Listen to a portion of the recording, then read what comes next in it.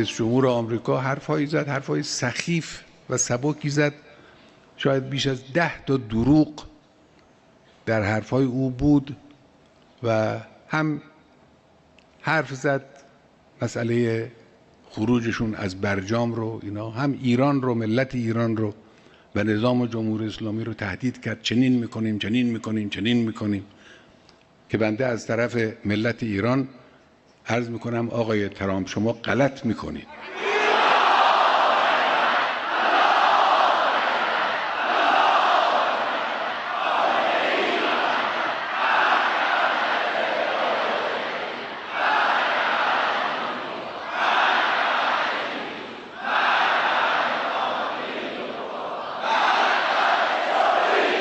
مسئله آمریکا درست توجه کنید، التفات کنید.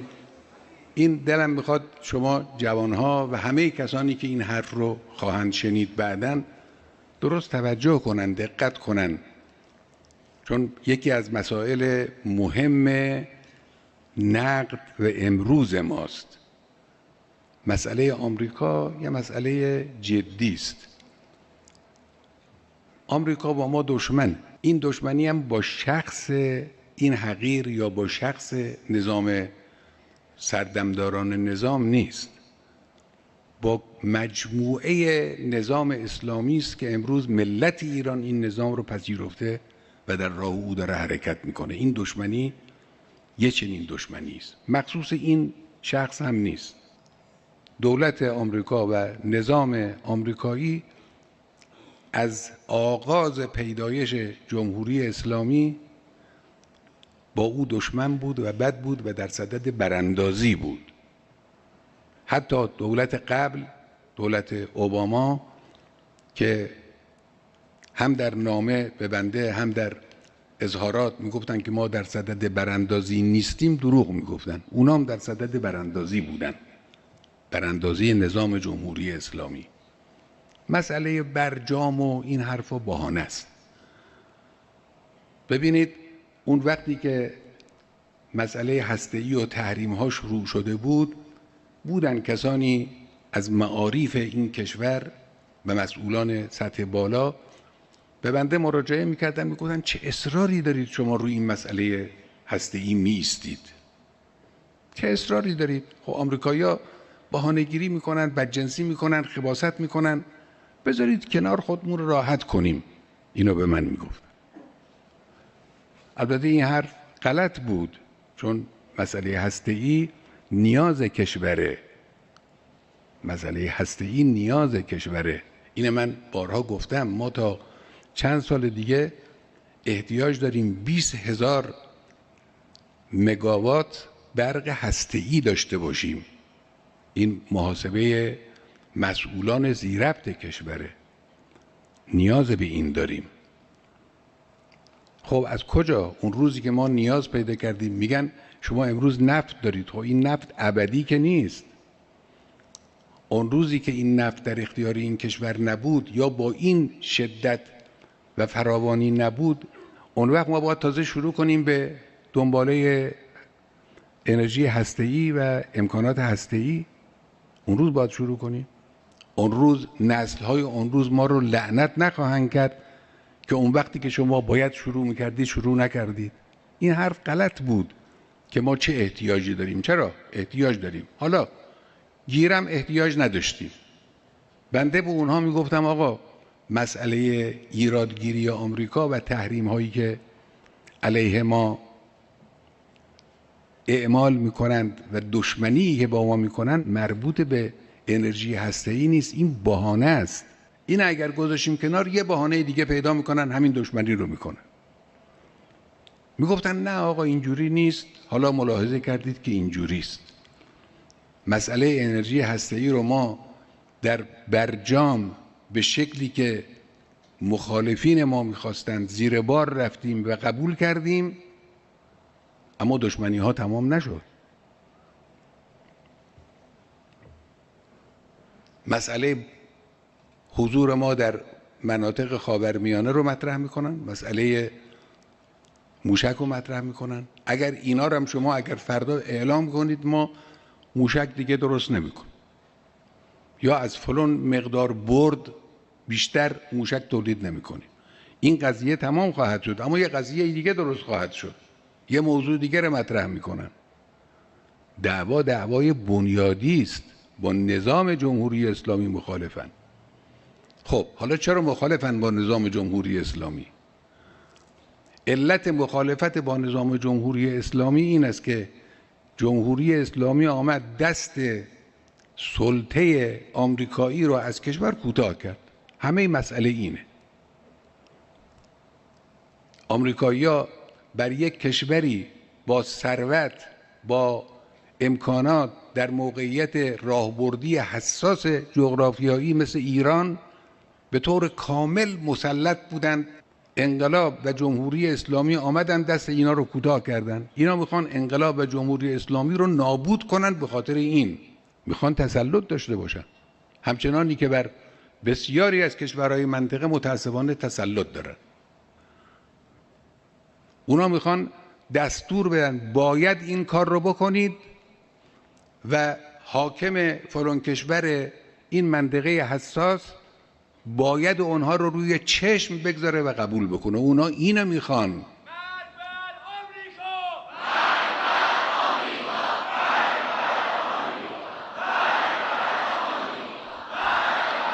توجه بفرمایید، اینا نکته مهمی است. مسئله احساسات نیست. مسئله این نیستش که انسان ناگهان به خاطر یه حادثه دفعی مثلا فرض کنید موضع گیری بکنه. مسئله اساسی و ریشه‌ای است. اینها نوکر لازم دارن. جمهوری اسلامی عزت خود رو به رخ اینها کشیده، اینا نمیتونن تحمل کنن. اینا میخوان حکامی وجود داشته باشن که پولشون رو بگیرن، امکاناتشون رو ازش استفاده کنن، دستور اونها رو اطاعت بکنن. هر وقتم که اونا میل داشتند اینا عوض بشن. مثل اینکه یک روزی انگلیس‌ها همین نقش رو در منطقه داشتن، یه روز رضاخان رو آوردن، یه روز هم رضاخان رو مایل بودن به دلایلی ببرن و بردن و پسرش رو سر جاش گذاشتن. اینا این رو میخوان.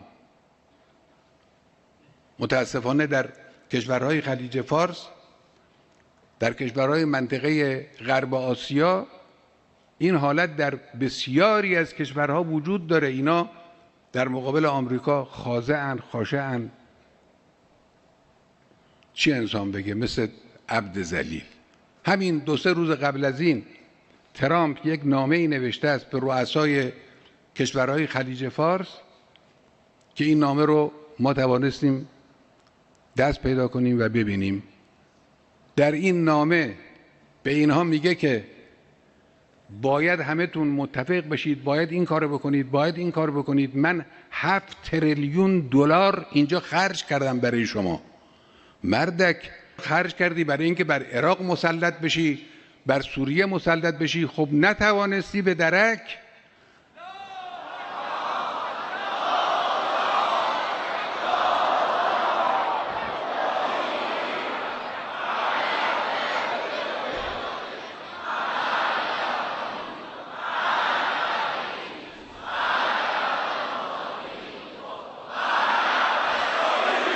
میگه باید این کارو بکنید، این کارو بکنید، این کارو بکنید. باید داره. به همه این رؤسا هم این نامه رو نوشته و فرستاده. اینا میخوان به جمهوری اسلامی هم باید بگن. خب چون نمیتونن، دشمنن، میخوان برش داره. دعوا اینه. ملت ایران یک ملت مستقلی است، ملت عزیزی است. حکام گذشته این ملت، پادشاهان دوران قاجار و پادشاهان پهلوی، عزت این ملت رو گرفتند، این ملت رو ذلیل کردند، عقب نگه داشتند، زیر بار تحمیل قدرت ها بردند. اینها عادت کردند، دلشون میخواد که همین قضیه اتفاق افتاده باشه. حالا اسلام، جمهوری اسلامی، نظام اسلامی، انقلاب اسلامی آمده این ملت رو به عزت خودش برگردونده. این ملت ایستادن، اینا نمیتونن تحمل کنن. دعوا سر اینه. اینجوری خیال نکنن که آقا شما چه اصراری دارید که سر فلان قضیه می ایستید، که می آمدن بعضیا به ما می گفتن. خدا از سر تقصیراتشون بگذره.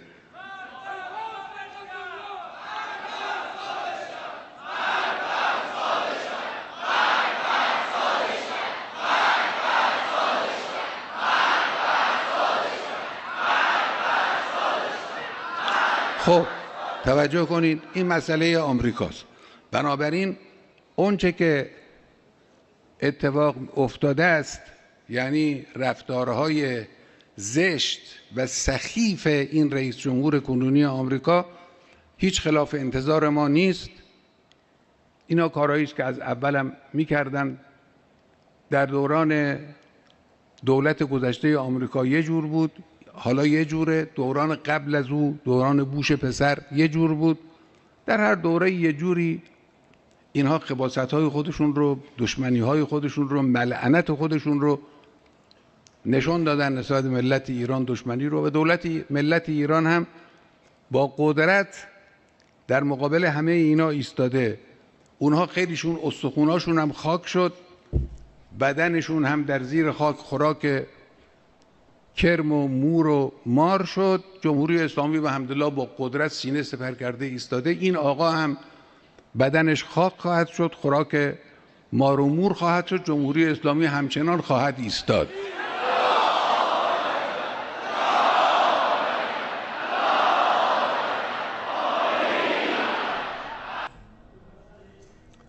رهبر معظم انقلاب اسلامی در خصوص برجام همچنین گفتند: اما راجع به برجام، خب بنده از روز اول بارها و بارها گفتم به آمریکا اعتماد نکنید. هم در جلسات خصوصی این رو گفتم، هم در جلسات عمومی مردمی گفتم. در جلسات خصوصی بیشتر هم این رو گفتم به اینا اعتماد نکنید. اگر میخواهید قرارداد ببندید، تضمین‌های لازم را فراهم بکنید، بعد صحبت کنید، بعد قرارداد ببندید، بعد امضا کنید. به حرف اینا اعتماد نکنید.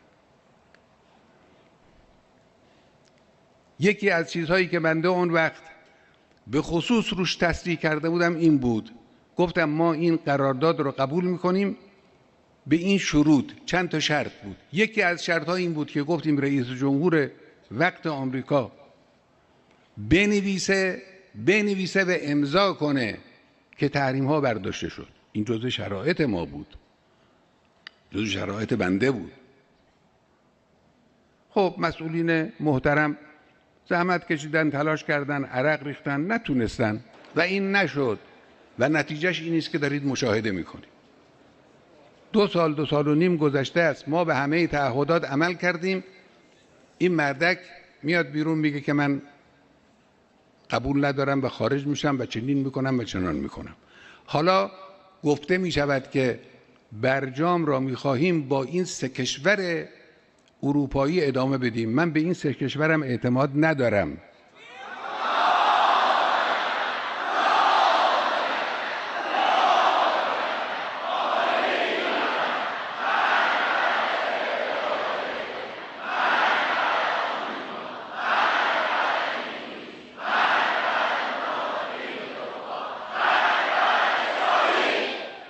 من میگم به اینام اعتماد نکنید. میخواهید قرارداد بگذارید، تضمین به دست بیارید، تضمین واقعی، تضمین عملی. بلا فردا اینا هم همون کار رو خواهند کرد که آمریکا کرد به شیوهی دیگه. روش‌های سیاسی و دیپلماسی روش‌های ویژه‌ای است. گاهی لبخند میزنن، در حال لبخند خنجر رو تا دسته تو سینه انسان فرو میکنه. دیپلماسی اینه دیگه. با اخلاق خوش، با تعریف و تمجید، بله شما خیلی خوبید، شما آقایید، شما قرارداد با هم نمیزنید، ما میدونیم.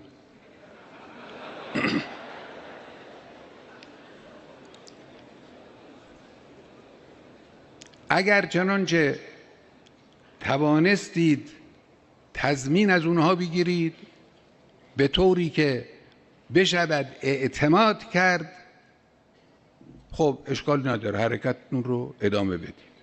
اگر نتوانید چنین تضمین قطعی را بگیرید که بنده هم بسیار بعید میدونم که بتوانید تضمین بگیرید، اون وقت دیگه نمیشه اینجوری حرکت کرد و اینجوری ادامه داد. مسئله بسیار حساس. امروز مسئولین کشور در معرض یک آزمون بزرگند.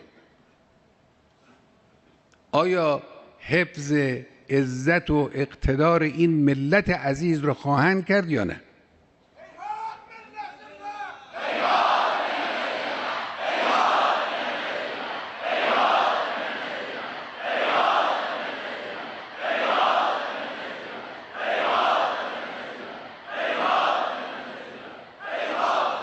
باید عزت این ملت تأمین بشه، منافع ملت باید تأمین بشه به معنای واقعی کلمه، که خب حالا خوشبختانه مسئولین هم بر روی حفظ منافع ملی تکیه کردن، گفتن باید منافع ما تأمین بشه. بله باید تأمین بشه، منتها برای تأمین منافع به حرف فلان رئیس و فلان نخست وزیر و فلان صدر اعظم اعتماد نکنید. حرف اینا اعتباری نداره. امروز یه چیزی میگن، فردا یه جور دیگه عمل میکنن. هیچ رو درواسی هم ندارن، خجالت هم اصلا نمیکشن. تو عالم دیپلماسی چیزی که وجود ندارد متاسفانه اخلاق انسانی است. به خصوص اینا غربی ها، اروپایی ها هیچ اصلا بو نکردن اخلاق رو در ارتباطات گوناگون دیپلماسی و امثال اینا. فقط صرفاً بر طبق منافع خودشون فکر میکنن و حرکت میکنن و نقشه میکشن. با اینها باید با دقت رفتار کرد، عاقلانه باید رفتار کرد. بنابراین عزت ملت باید حفظ بشود، منافع ملت باید حفظ بشود، به معنای واقعی هم حفظ بشود، اعتماد هم نشود. من به شما عرض بکنم عزیزان من، جوانان، فرزندان من آینده رو متعلق به شما میبینم. من تردید ندارم آینده این کشور از امروز به مراتب بهتر خواهد بود در جهت نظام اسلامی و در جهت اسلام و ارزش‌های اسلامی.